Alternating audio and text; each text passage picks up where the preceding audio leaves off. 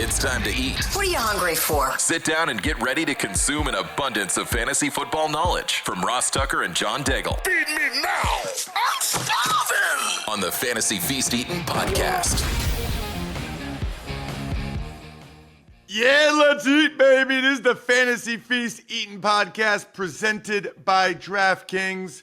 And it is the show that's so nice we do it twice. Every week during the NFL regular season, we make sure that you know, 3 or 4 notables for each team in every fantasy game, so you know who should be playing, who shouldn't be playing.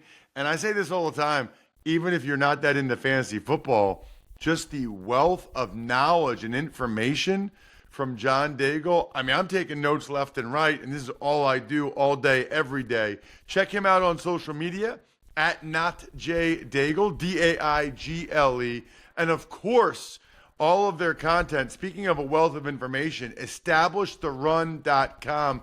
You need to establish a membership over there or a subscription using the code FEAST so you get a discount. I'm Ross Tucker, former NFL offensive lineman, at Ross Tucker NFL. We are at Ross Tucker Pod. Check out the other shows if you haven't seen them. By the way, we will be mixing in some of the other shows on some of the other feeds over the next couple weeks, just because we want more of you to try some of the other offerings we have on the Ross Tucker Podcast Network. John, we start with yet another Sunday 1 o'clock game. There's a bunch of them. It's the Eagles at the Tampa Bay Buccaneers, and the Bucs have your value pick this week, presented by DraftKings.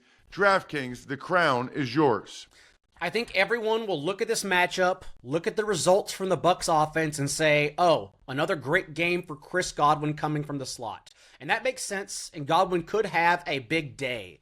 But right now we're getting value, especially on DraftKings, on Mike Evans. And that's who I want to highlight in this game, because think about their matchups for the Bucs the last 2 weeks. The Lions, like last year, were only beatable from the slot. Cooper Kupp in week 1 against the Lions, 14 catches, a touchdown. Godwin in week 2, 7 catches, 117 yards and a touchdown. Whereas Mike Evans these last 2 games, he's not only faced that tough Lions defense in week 2, but last week he played Patrick Surtain. And I don't know if fantasy players realize what Surtain's doing for the Broncos secondary right now, but 3 catches for 29 yards to DK Metcalf, 1 catch for 16 yards to George Pickens, and then last week, 1 catch for 8 yards against Mike Evans. Whereas this Eagles secondary is allowing a top 3 amount of fantasy points to opposing wide receivers. So from the boundary, I think Mike Evans is going to have the biggest day here. That is my DraftKings value pick of the week.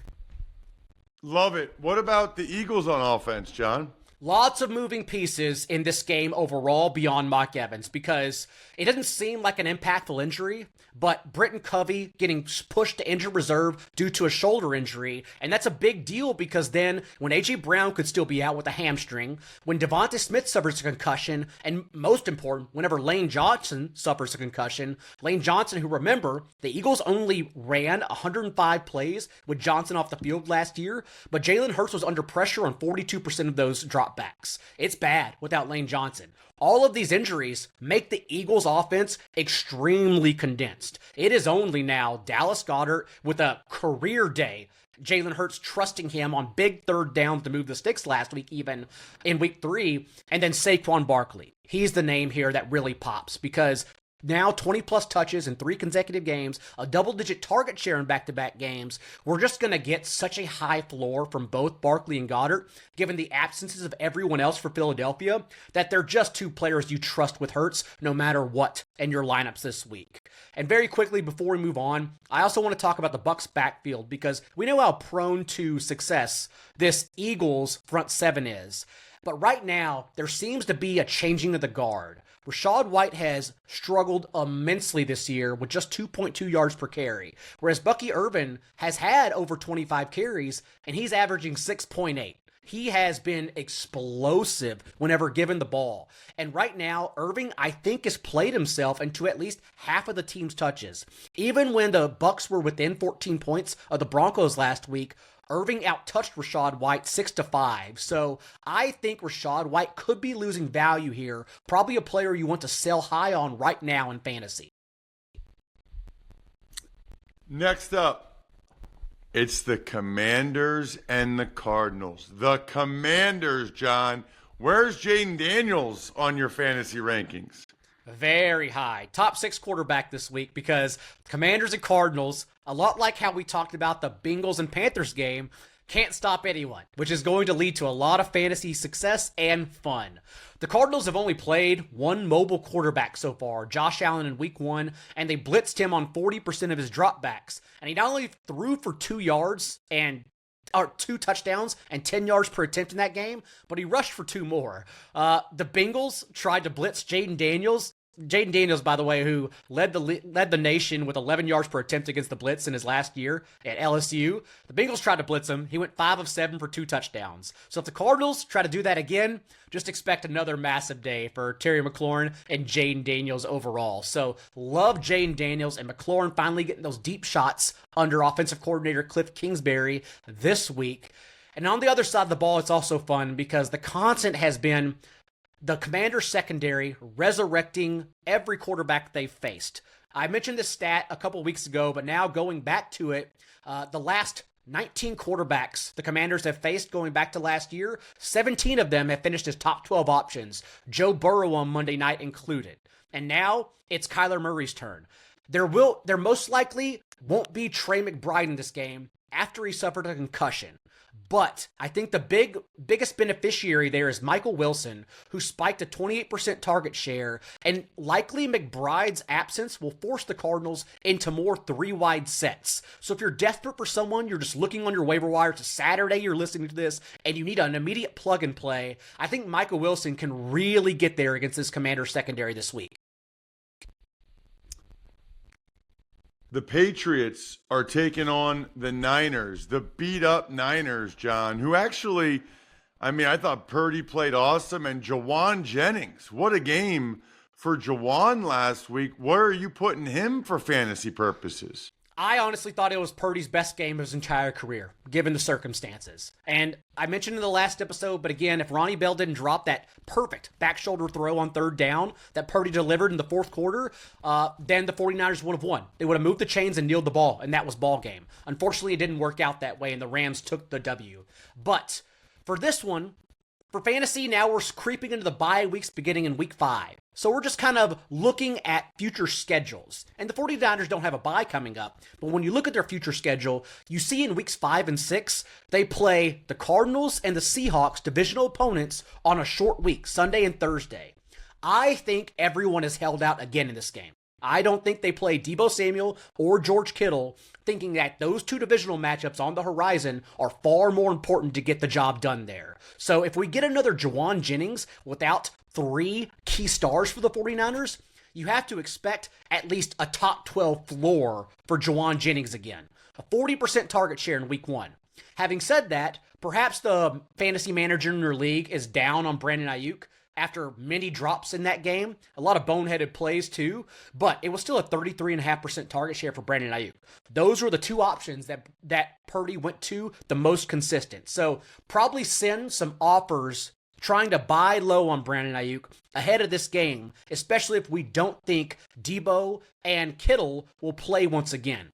And on the other side of the ball, I know it was very frustrating for Ramondre Stevenson. Unfortunately, that's just the ebbs and flows of the Patriots offense. They're going to have to build a lead, and that's going to have to get Ramondre Stevenson there weekly. Otherwise, it will be interchangeable with Antonio Gibson, and the results clearly won't be there for a team that just want to run the ball and hammer the tight ends with targets. So you are still starting Stevenson as a top 24 back, but I am very wary of the results here if the 49ers can continue getting the job done, because that will render Stevenson's floor significantly lower.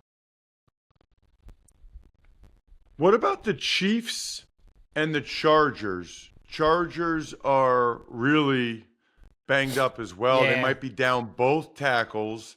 I don't know if Herbert will play. And that's not only it, but we're going through some injuries on the defensive side of the ball with Joey Bosa looking like he's going to miss this one as well.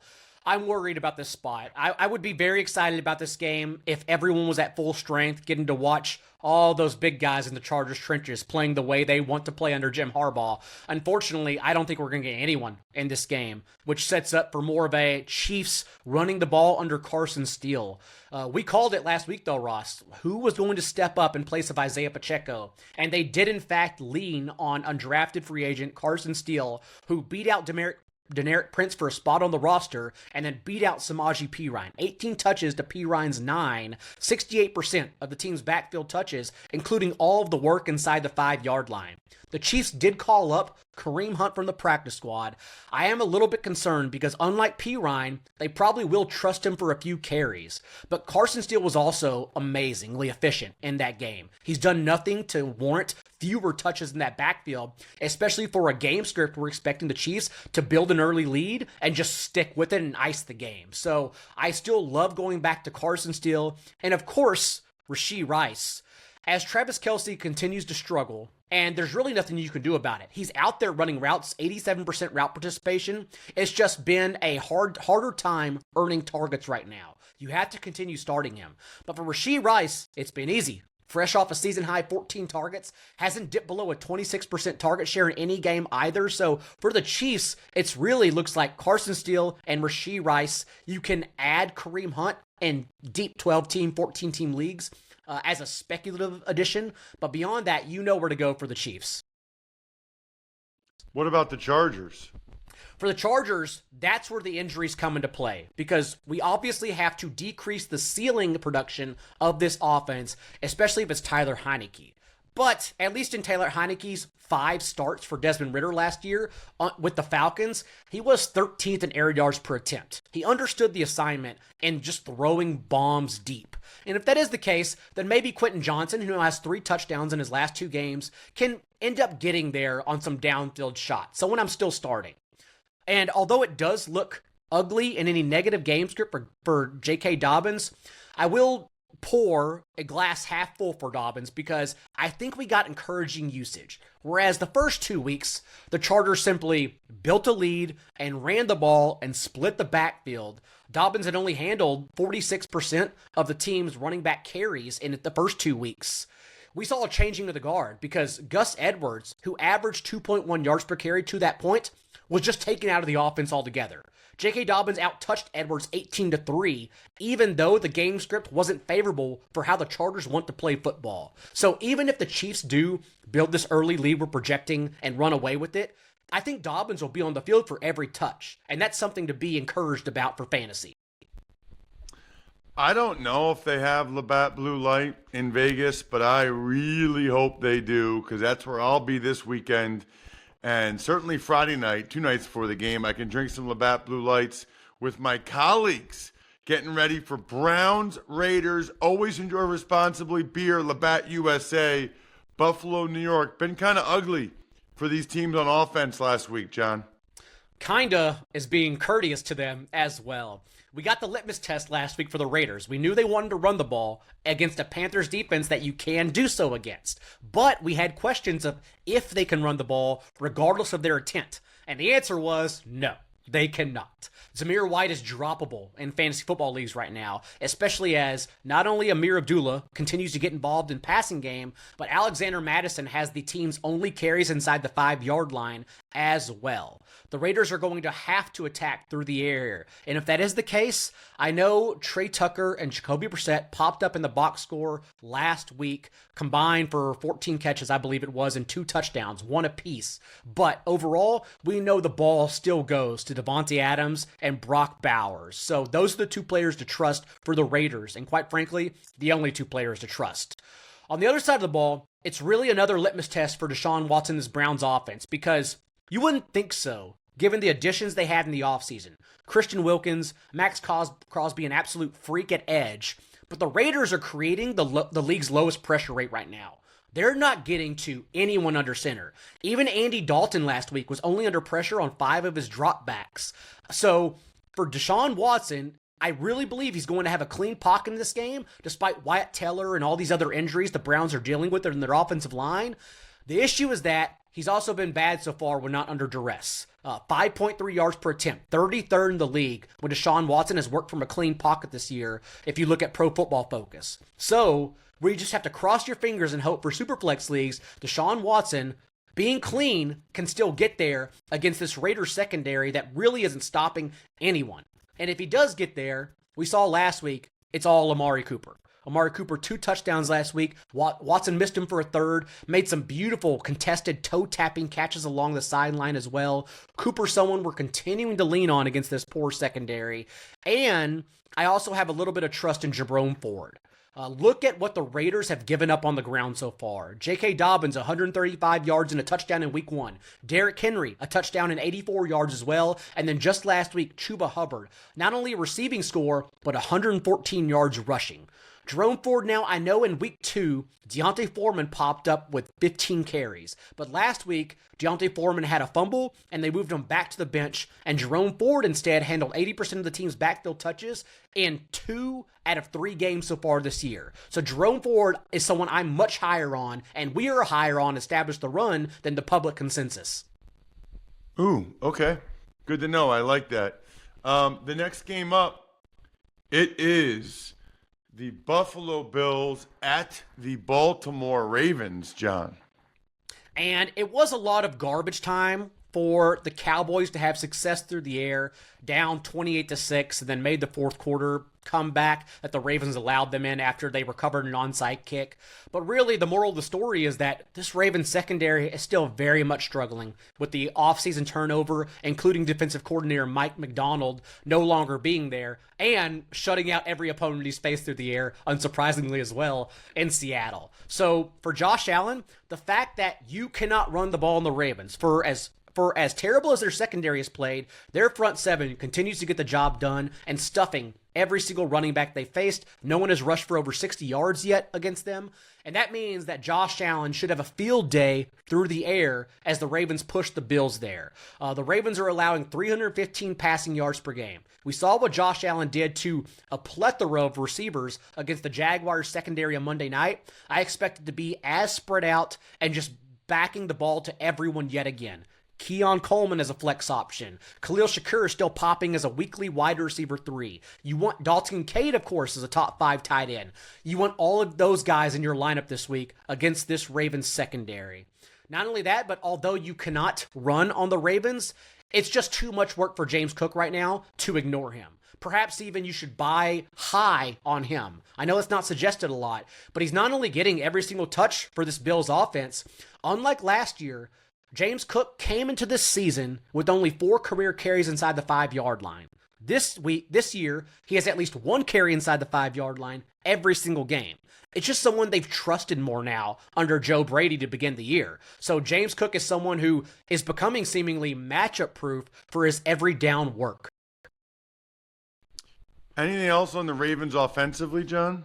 It's tough sledding because they're going to have to pass the ball. They can't just do what they did last week against the Cowboys and drop back 18 times and tell you we're going to dominate. You don't dominate the Bills' front 7. That's the issue, unlike Dallas is. So I think we have no choice but to get more passing production from Lamar Jackson. And if that is the case, remember, it was Zay Flowers who led the team in target share the first 2 games, and unlike last week, odd usage as Mark Andrews continues to be asked to stay in and block a lot more as opposed to last season.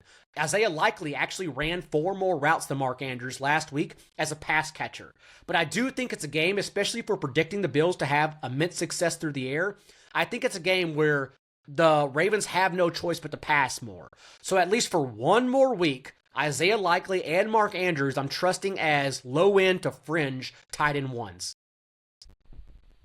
Yeah, the Andrews thing is interesting to me, but I haven't studied it. He must be blocking more, and they probably need him to because they have not been as good on the offensive line as they were in recent years. All right, we got 2 Monday games, John. 2 Monday night games. I'll be in Miami for the first one.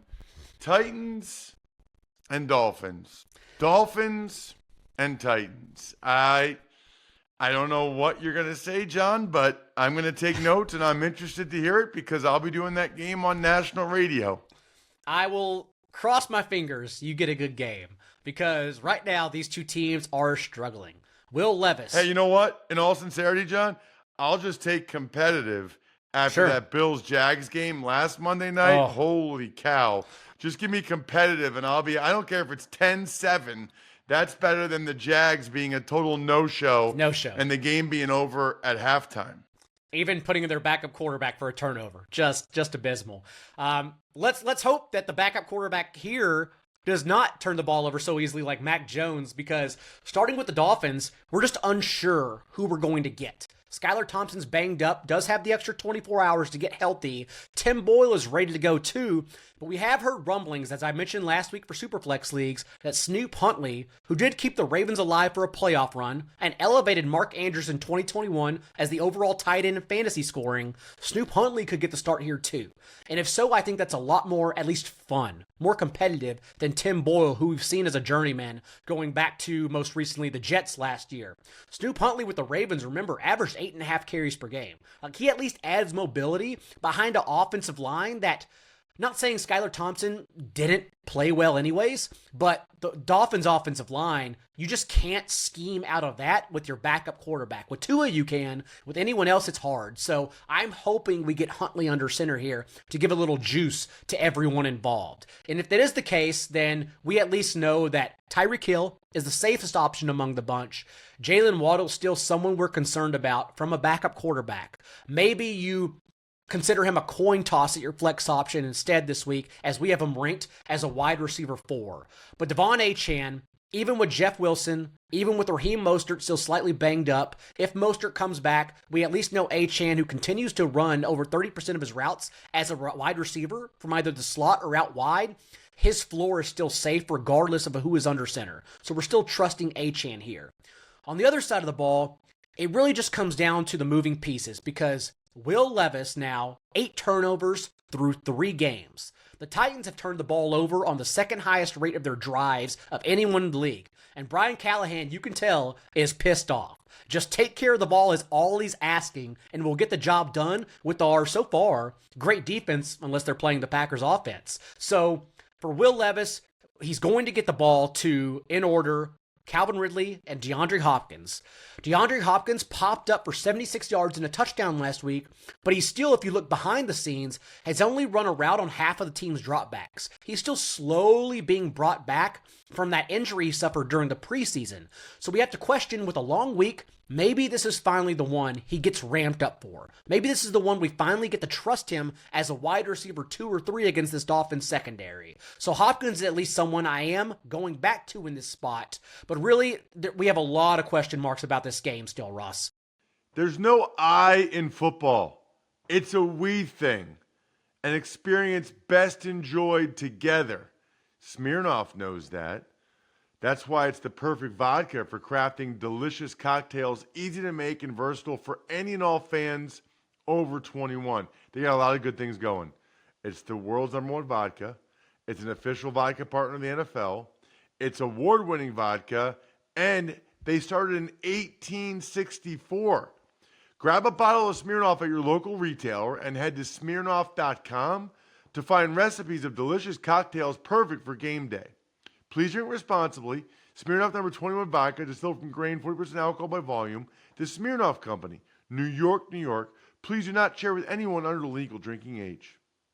Yeah, there's no question, especially who the quarterback for the Dolphins will be. All right, last but not least, a juicier matchup we got, John. The undefeated Seattle Seahawks taking on a Lions team that's kind of getting more and more beat up. We'll see what happens with Ragnow. We know Marcus Davenport's done for the year.